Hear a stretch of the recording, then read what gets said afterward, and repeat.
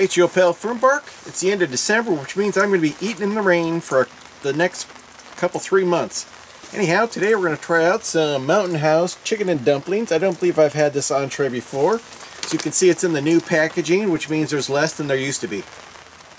Here's your nutritional data. Of course, I'll be eating the whole package, which is 600 calories. Of course, Mountain House got a buttload of salt.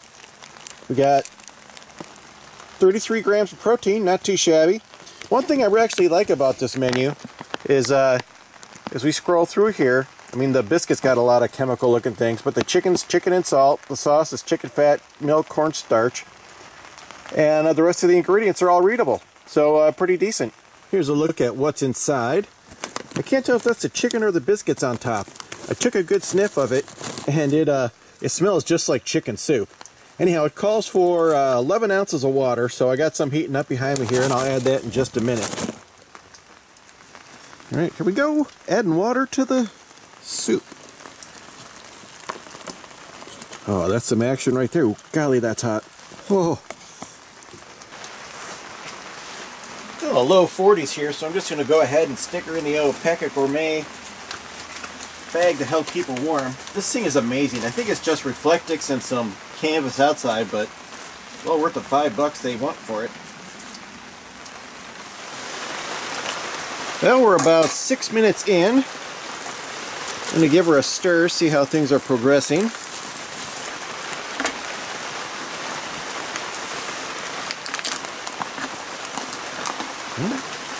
Not too bad. Make sure I get down into the corners.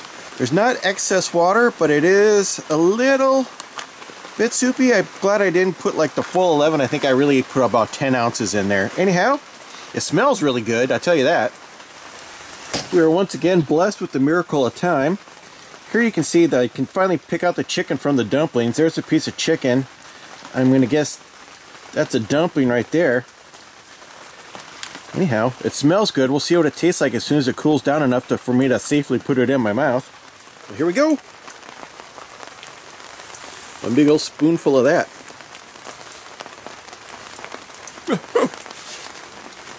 My stupid hood. It's pretty darn good. You know what they should call this instead of chicken and dumplings? They should call it chicken pot pie, because that's exactly what it tastes like. The dumpling tastes like the soft crust out of a chicken pot pie. It's really good. I decided to go ahead and cheat a little bit. I put in a small packet of chicken in here, because usually Mountain House is pretty skimpy with the chicken, so I just went and added some extra. Well, once again, I'm a member of the Clean Plate, or in this case, Clean Pouch Club. That was actually really good. And I thought it was going to need pepper for sure, but it didn't. Although if you like your stuff a little spicier, you're going to probably want to pack yourself some of your favorite sauce of choice. I would say in this particular instance, this is one of the rare Mountain Houses where you want to add the whole amount of water. I did have a couple chicken pieces in there that were a little crunchy in the center. Also, if you like your chicken and dumplings a little soupier or saucier, you're going to want a little more water. So it said 11 ounces on the bag. You could probably go 12 or 13 if you really wanted this more soup-like. Well, that was nice. It really warmed me up inside. Hit the old spot, so to speak. Got a lot of projects this year, and going to get some things done. And not like the last 5 years when I said the same thing. This time it's for real. Alright, Heather, if you're watching this, your basic ferro rod, which is not this, this would be like a Super King Kong ferro rod, comes with a black coating on it, and you have to scrape that off till you get down to the shiny silver part, and that's where you're going to be able to get the sparks off of it. Then if you're feeling especially bushcrafty, you made a pile of these nice wood shavings, and I didn't come up with this trick, but I watched Carolina Chris do it. But basically what you want to do is take a few slow strokes off the rod to get a little bit of particles going, and then you give her a good to get the sparks. And then if you really want to make sure that your fire starts, you put about the most flammable substance on earth. Well, I guess it's not in the camera. Cotton ball. So, shiny side out. There you are. Fire's lit.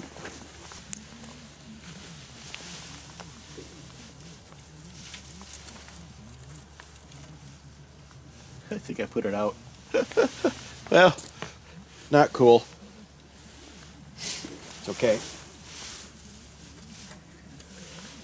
It's still a cotton ball.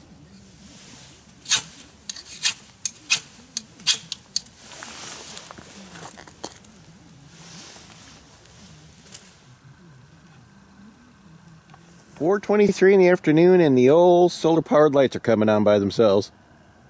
Well, after lunch's salt bomb, I thought I would go with one of these low-sodium MRE meal kits from 5 Minute Chef. Chef 5 Minute Meals, correct.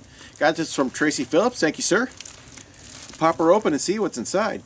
Ooh, it looks really cool, and I'm trying to get a picture of it. This camera is just terrible for shooting things in outer space.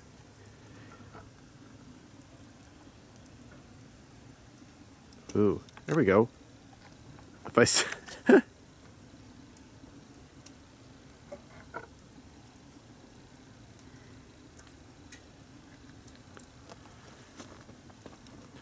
there we are. If I stop shaking the camera, it looks a lot better.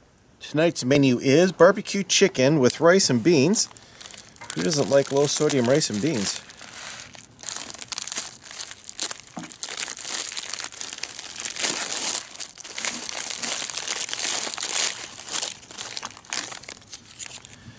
So here's our main entree, 260 calories, low sodium, 420 milligrams. Not terribly low, but pretty low compared to anything else in this genre. Also included is some instant granola, a heater bag, which worked like a champ the last time I used one of these guys, banana chips, yay, some royal cream crackers, which I'm going to guess is a cookie, mixed fruit jam, 3 pretty sad looking mints, and some low sodium seasoning, which I'm going to guess I probably won't use. Totally forgot these things came with their own water to add to the heating pad. So cool. So, I wonder if I should, no, I'm going to leave that in there. I'm going to go ahead and put my knife away before I stab myself.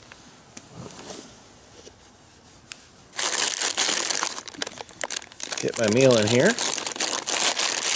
Try to rattle around as much as possible because who doesn't want to listen to a rattling bag in a video? Add our water. Alright, I got my sterile paper towel of science here. Let's see what's in the rest of these packages. Oh, just like an actual cracker. And our banana chips, which banana is not my favorite flavor, but they're not too bad if they're done right.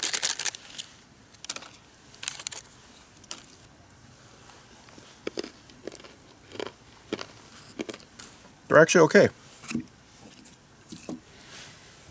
Gonna go ahead and put some of this mixed fruit jam or jellies. This is a jelly of questionable fruit origin. Remember, it wasn't too bad the last time I tried it. I mean, it wasn't fantastic, but it was okay. I'm gonna go ahead and give these a quick try so I can hurry back over to the fire where it is much warmer. After one bite, you will be quickly looking for a drink, of which there is none included. No problem, I have a cooler. Well, my meal is definitely heating up. You can see the bag got nice and puffy. You kind of see it. Let's pop this baby open and see what wonders await us. Oh, wow, I was not expecting that. There's like a whole piece of chicken in there. I'm going to use this training fork they provided to see if I can get a piece of chicken off of there. Oh. Well, got it. Whoop. It's not too bad. It's actually kind of dry. I'm trying to get shadows in there. Let's give these I don't think this rice heated up. It's still pretty compact in here. It tastes like they're in a barbecue sauce a little bit. Give this baby a try.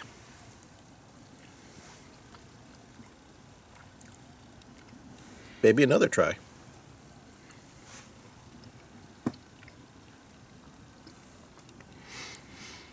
Boy, anytime you go low sodium, really sucks the flavor out of it, although I'm surprised they didn't try to zip it up a little bit with some extra spiciness, but I suppose if you're trying to appeal to a wider group or palate, you're not going to get too zippy with it. It's okay.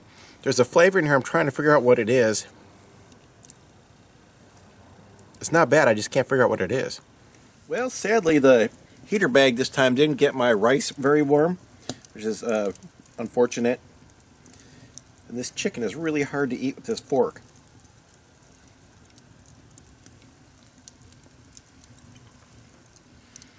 If I'd have got this rice and beans heated up a little bit better, this is probably pretty good. Oh, just about lost it. Oh man, what a bummer. I went back to check out the granola, and stuck to the back was a packet of wheat tortillas. I could have had that, could have made a wrap or something with that. Let's check these babies out. Ooh. We got in here 2 of them. Boy, they are pretty stiff. That would have been a tough thing to make a wrap out of. Well, let's give them a try anyways. Oh, I wish I had some of that jam for this. They're almost entirely flavorless, but they're not too bad. I mean, at least they're not like gross, and it would have done the job if they would not fall apart. Okay, we're going to give the old honey almond granola a try. I'm still pretty hungry, so we're eating a granola. And quite possibly those banana chips. Well, there's the fill line you're supposed to use. It just looks like it goes right over the top of the granola, not too high. I don't want them too runny. These in hot water because it's freezing. Well, I went way over the fill line. It looks like I'll be having granola soup. But you can see by the color of the water there's a little, there must be some instant milk in there. Honey and something granola. Still really hot. Well, honey almond, that's a flavor. It's pretty good. Well, I'm actually glad I tried that granola. I think that was the best part of the meal. Plus the fact it was actually hot added a lot of points in its favor. The chicken was pretty tough, and the seasoning in there was a little weird. I mean, it wasn't bad, but just kind of weird. Anyhow, safe to say I won't be scouring the internet for another one of those, but it was fun to try, so thank you so much, Tracy, for sending it my way.